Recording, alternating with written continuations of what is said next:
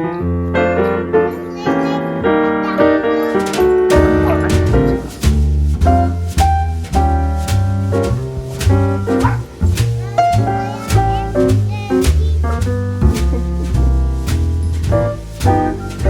is it? Think it's snow?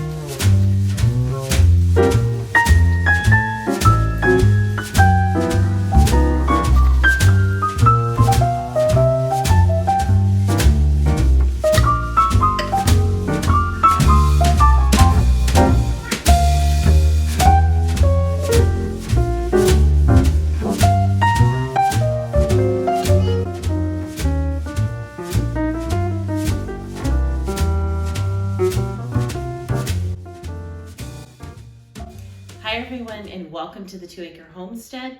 My name is Lisa, in case we have not met.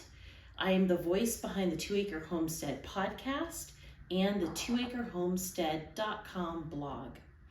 And I wanted to take out some time to start off this growing season. We're towards the end of February, and I wanted to start off with a tour in my garage. We've been on our homestead for exactly 1 year and a few months, and we've not had a chance to build a greenhouse. So I'm doing what anybody else in my position would do, and I'm making do with what I've got. So I'm starting my seeds off here in our garage, and that's because I have electrical in here, and I have the ability to have grow lights in here so that my seedlings can start off well. As you can see, I have a lot of seeds to go through. These are all of my seeds that I have saved for quite some time. So why start here in the garage? Well, it's because of our climate here, because we are, even though we're southern Arizona, we get really cold. As a matter of fact, last week we had snow on the ground, as you just saw. So it's easier for me to start my seedlings indoors and get a jump start on our very short growing season here in the desert Southwest. So back behind me, I'm gonna welcome you in, because back behind me, here is my growing station. This is where everything starts. So you guys are going to be able to see these. I just planted these. The date is marked here, February 11th. These are calendula that just came up. And you'll see me periodically through here rub my hands across the seedlings, and that's because I want strong seedlings. I want my seedlings to grow in nice and strong. One of the things that I like to do when I'm starting my seedlings is I like to start them off in in cells, just like this. And I think this is a 50 plug cell. And I also water them from below. And as you can see, there's some roots that are sticking out here. And that's why I always water my seedlings from below. So how does all of this get started? How do I start growing all of these things? Well, it starts first off, like I said, with the right equipment. Here I have my seed trays, and I really love growing with these because not only do I have a seed tray, but then I also have something to catch the water. I use my own growing mix, my own potting mix, and you'll find that here below.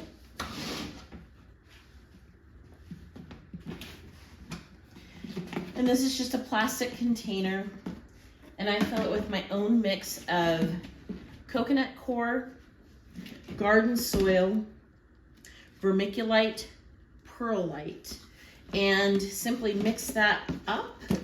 And that is what the growing medium that I start all of my seeds in. Everybody seems to be pretty happy. So what we're seeing now is my workstation. In my workstation, I have my area where I make my labels. And then I also have my watering can, my pen, I love using painter's tape when I'm dealing with my trays, because that's the easiest way for me to label what particular plants or what seeds are in those trays.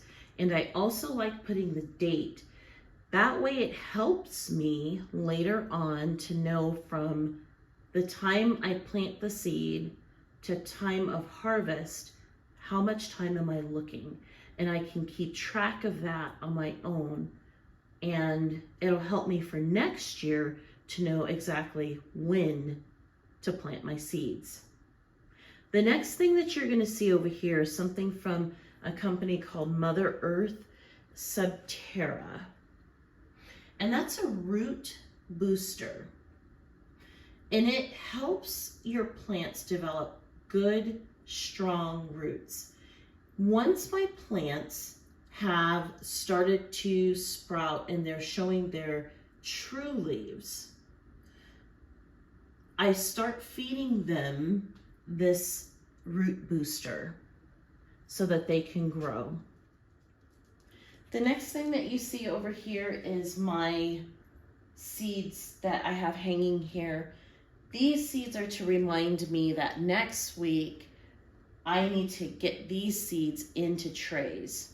So as you can see, if you zoom in here, you can see I have got some thyme that I need to plant. I have safflower, I have yarrow, I have more kale, I have dill, and I have two different types of dill plants that need to be planted out. So one is called a bouquet dill. This is the dill that I like to use for pickling, because the focus of that plant, of this particular type of dill, is the bouquet that you see here pictured. There's also the leaf, it's called fern leaf dill. That particular dill focuses mainly on producing big amounts of leaves. Those leaves can be used for culinary purposes. My family and I, we love to have dill on fish. It just is a match made in heaven, and some Polish meals as well that we cook. And this particular dill is what I like to use. I also have some huckleberry, It's early in the season, but it does take huckleberry a long time to germinate and to grow. So to start off with, now you know how I do my mix of perlite, vermiculite, coconut coir, and garden soil, and mix all of that together.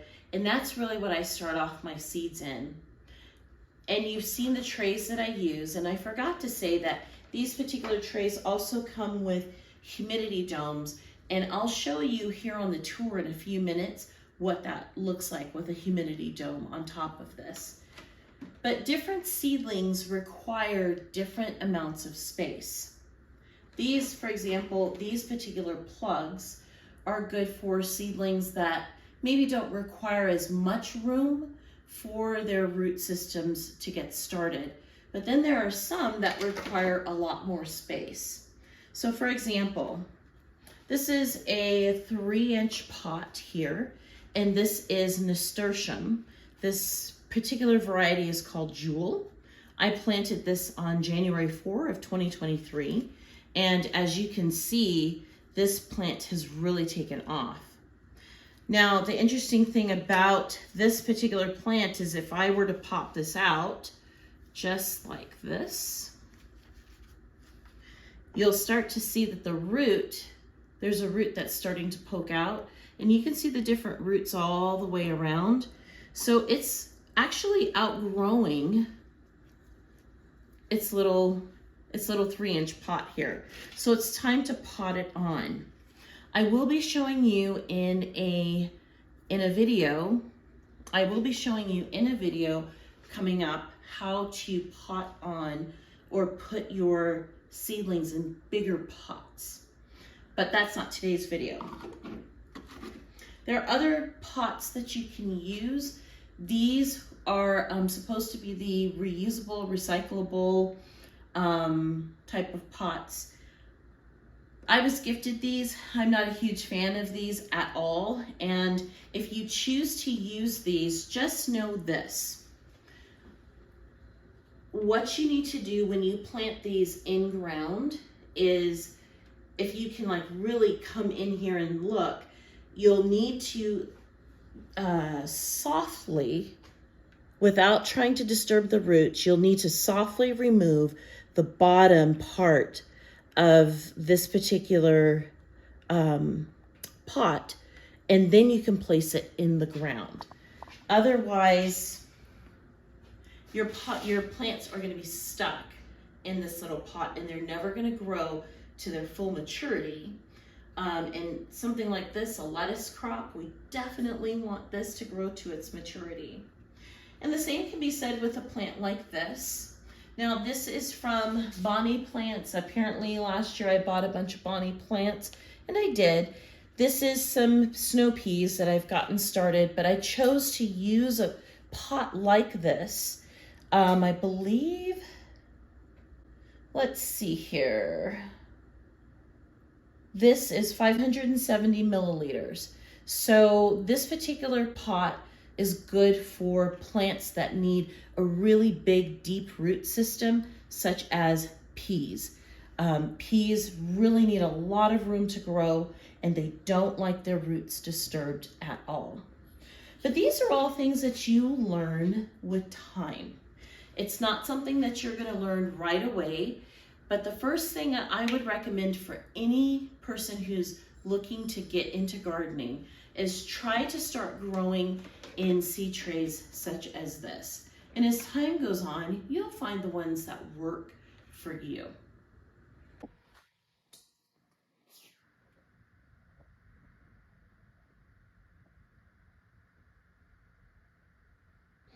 Okay, so we've come over here to our grow rack system here. And as you can see, I have some grow lights. So my grow lights of choice are these Mars Hydro.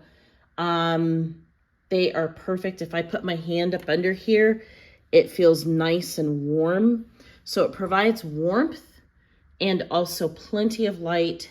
As you can see here, I've got my tomatoes that I planted. These are San Marzano. I planted them February 11th, and they are doing fantastic. I've also got some peas here that we're growing. These are snap peas. I've got spinach. I can't remember the name of those flowers. I'd have to look them up.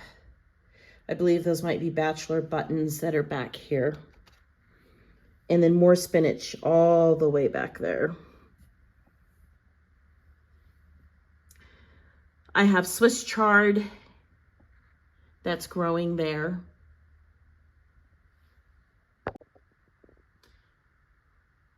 Now, the Swiss chard has just started coming up.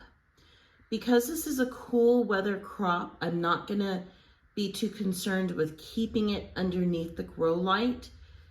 I'll show you why in just a minute, but this is the space here under these two grow lights is pretty much a valuable resource or valuable real estate.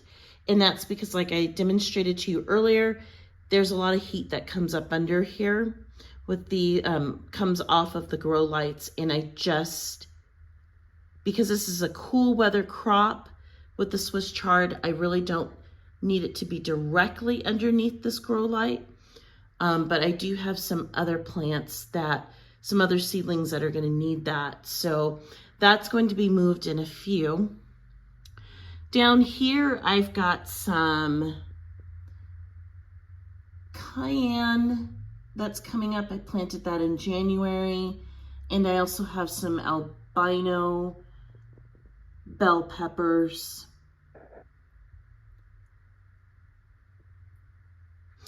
I have this whole rack here is mostly cabbage. This rack here is all salad greens, lettuce.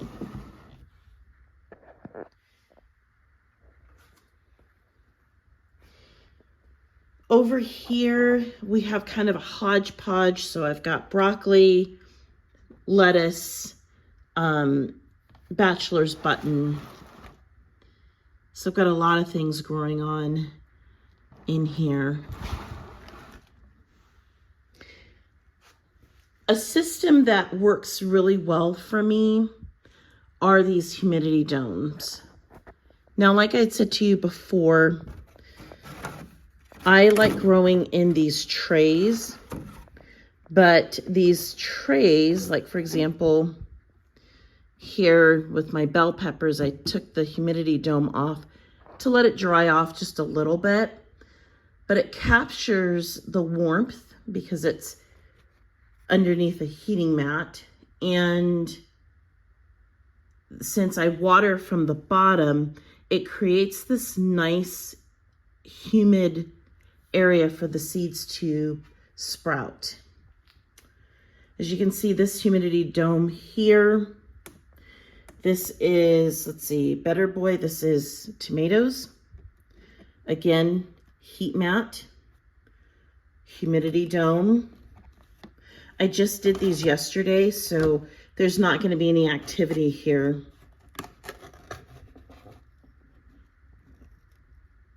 Nice and moist. And that's how these grew, the exact same way. So that's how I'm getting my tomatoes to sprout. So typically what I do is the top rack here I use for getting everything sprouted. These top two racks, they're for getting everything sprouted. Once I start seeing sprouts like this, then they start making their way down here up under the grow lights. So that's kind of the system that I use. I obviously have a real estate issue, as you can see. So what I do, some of my crops that don't require as much I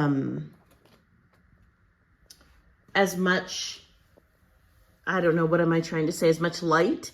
What I will do is I will put them down here on the floor, and they are elevated from the ground, but they're down lower, and they're getting that ambient light that's coming from the grow lights. And they seem to be doing just fine. So over here, I've got dill, I've got parsley, I've got some tatsoi, I have more cabbage that's over there. These are the onions that you saw me cut earlier in the video.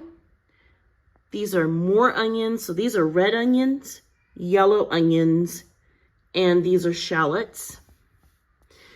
I just planted these a couple of days ago. This is kale, Tuscan kale.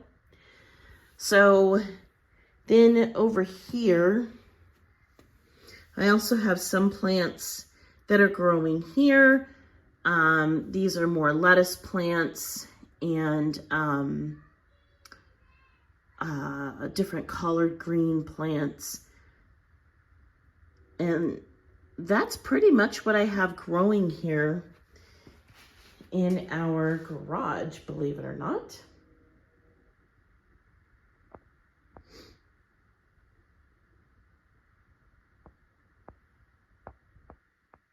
Well, that's it from all of us here on our homestead. I hope you guys enjoyed this tour. Be sure to like and subscribe if you haven't already. And be sure to check out our blog and our podcast. We'll put a link down in the description below. So from all of us on our homestead to all of you, wherever you are in the world, happy homesteading and happy growing.